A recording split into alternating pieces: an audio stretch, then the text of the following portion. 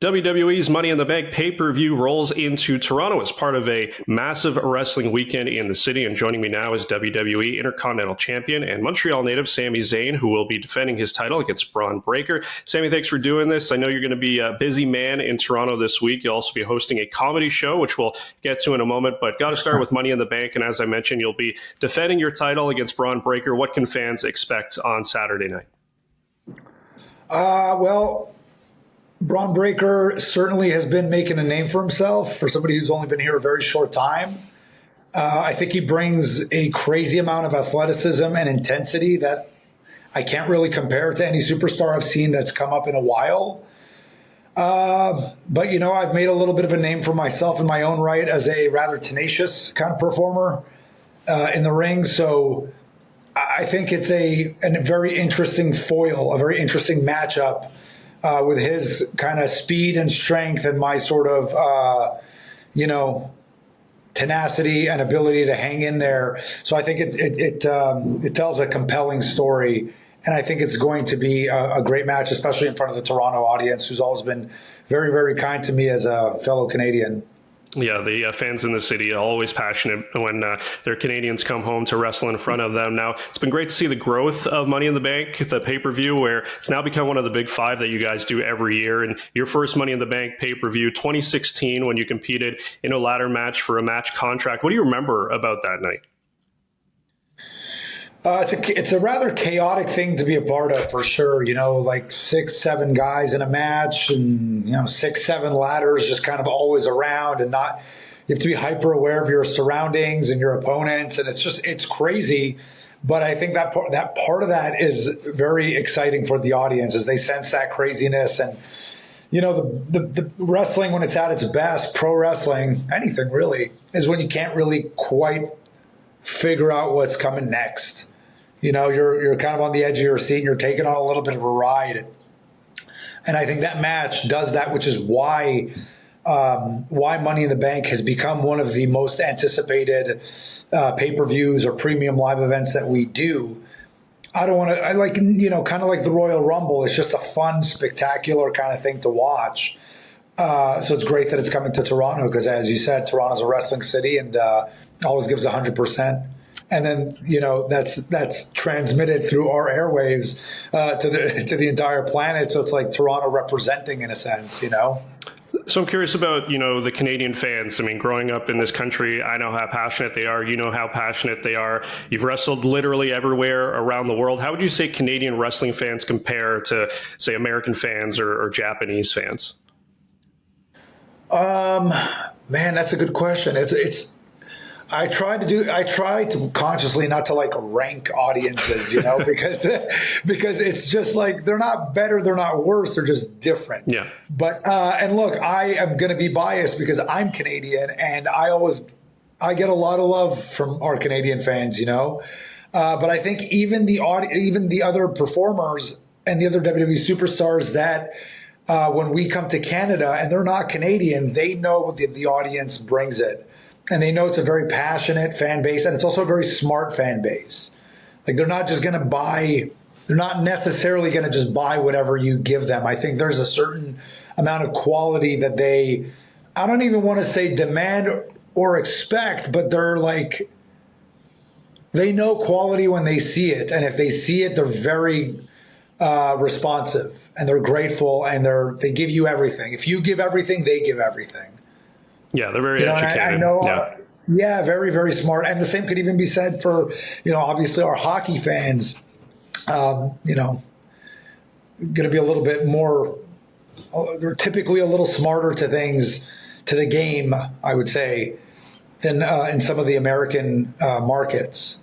Yeah, understanding the nuances of what's going on in front of them, that definitely helps the viewing experience, and definitely helps, you guys and girls when you're performing in the ring, because as you said, I mean, you really feed off their energy a lot of the times. Now, I got to ask you this, because I saw an interview you did where you said your first ever wrestling event was Survivor Series 97, which absolutely blows my mind that was the first ever wrestling event you ever saw. Of course, for people that don't know, the infamous Montreal Screwjob between Bret Hart and Shawn Michaels. What do you remember about about the immediate aftermath, once that was over, because, we've all seen the scenes of Brett standing in the ring and, throwing stuff around, but this is like before social media, before, the internet really took off. So you couldn't really like go online and find out what other people were saying. Like, what do you remember about leaving the arena and maybe the few days after that?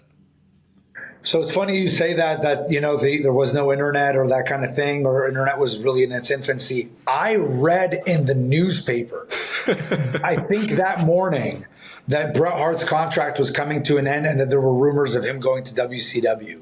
And I was absolutely shocked. I was like, this has to be a mistake.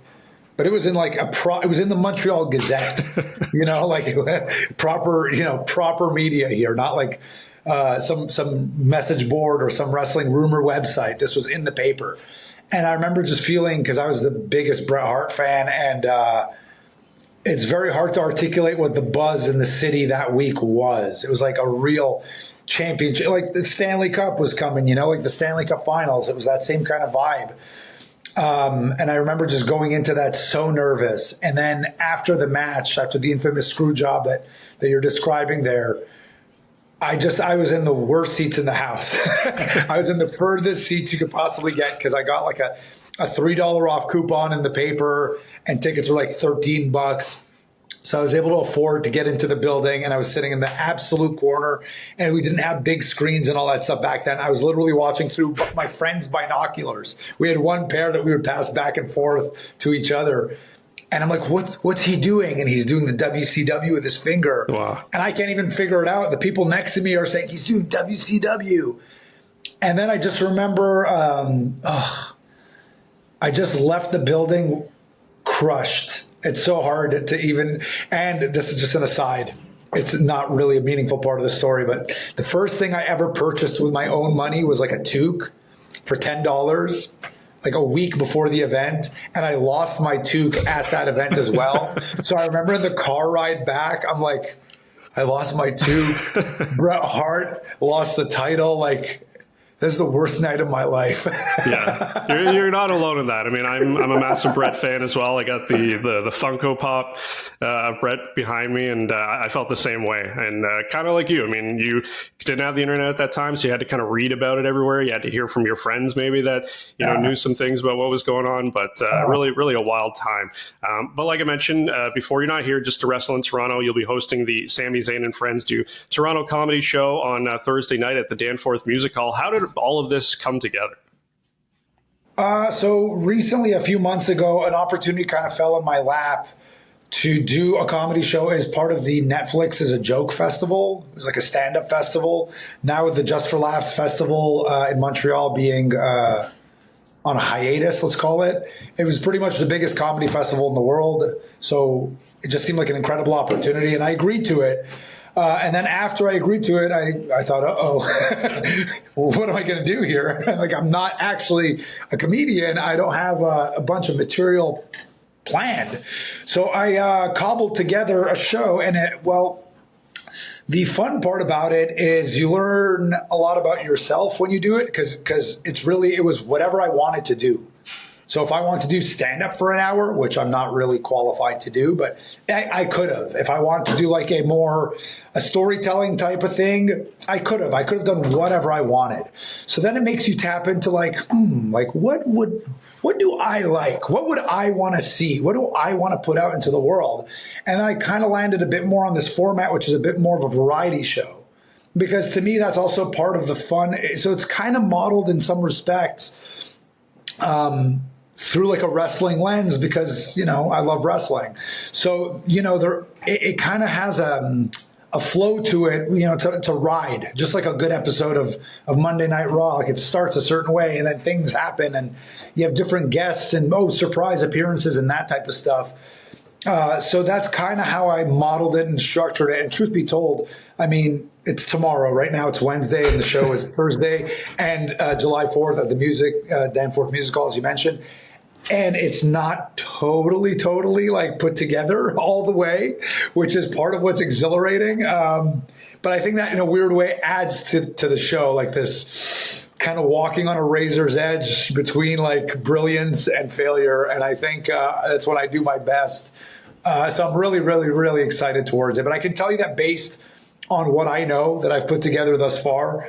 It's a very, very unique comedy show. I think even if you're not a wrestling fan per se, it's a guaranteed good time. And if you are a wrestling fan, it's a definite slam dunk.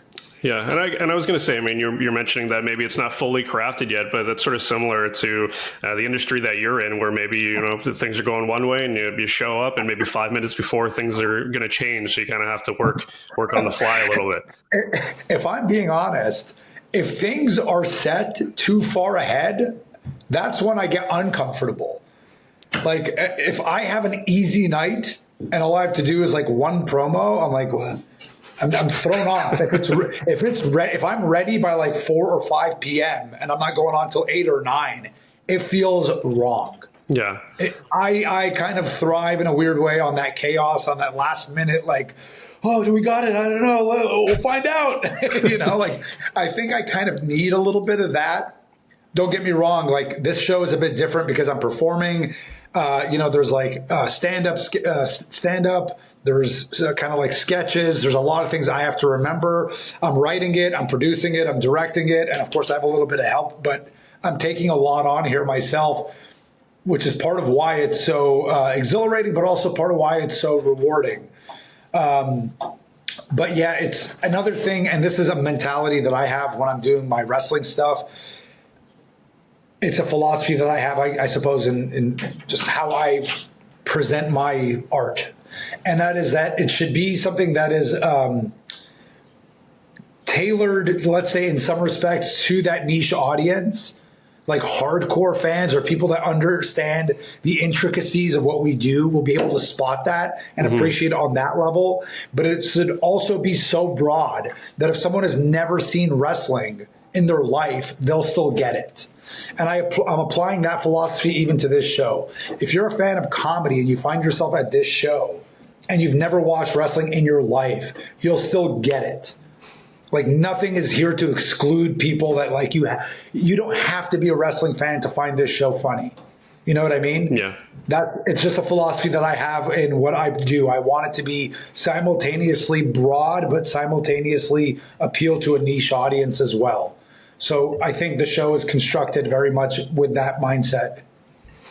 Yeah, it's really interesting because I spoke with former WWE Superstar Edge a few years back, and he and I, not at the same time, but we both went to the same college for radio broadcasting, and he talked about how that kind of helped him with his mic skills and improvisation. So I guess, there is sort of a lot of transferable skills, performing on stage for comedy to wrestling. It all kind of works together, yeah. Of course. The fact that I've never done stand-up comedy in my life, and then I could go up there and like do pretty good. I thought like good enough, that's because in some respects I've been doing comedy for 20 years because wrestling is this is why I love wrestling, because it's this beautiful sort of amalgamation of 5 or 6 or 7 or 8 or 9 or 10 different mediums and things that I like, and it's all rolled into one. So it is comedy, it is drama, it is acting, it is athletics, it is performance, it's sports, it's all these things rolled into one. So in a manner of speaking, I've already kind of been doing comedy, and when you get good at the craft of wrestling, you start to understand these things like that are very hard to articulate until you know them, but just sort of like rhythm and a feel and timing and, structure and the musicality of it all. That stuff all crosses over into comedy. That's if you're a good comic, you understand those things. If you're a good wrestler, you understand those things. So there's definitely crossover for the two. And of course, comedy is its own craft and it takes years to get great at. But a lot of the things that take years to learn, I've already learned through a different discipline, through a different medium, which is wrestling, which is why I think the crossover is such a natural thing. Yeah, that's really interesting. For people that want to get tickets to the show, where can they grab them? So tickets are still available. A handful are left still at Ticketmaster.ca. Again, it's this Thursday, 8 p.m., Danforth Music Hall, legendary venue in Toronto. It's going to be a great time. I know that's a rather, simplistic way of putting it, but it is a guaranteed good time. Everything that I know that I have, and I'm trying to leave a lot of surprises in the tank because, again, borrowing from wrestling, I think that is a very effective tool in taking people on an emotional journey. There are going to be a lot of great surprises, and I'm really looking forward to it. So I hope that thing sells out because we're pretty close already. All right. Well, we wish you all the best this week and in that venture as well. Sami, thanks for doing this. Thank you very much.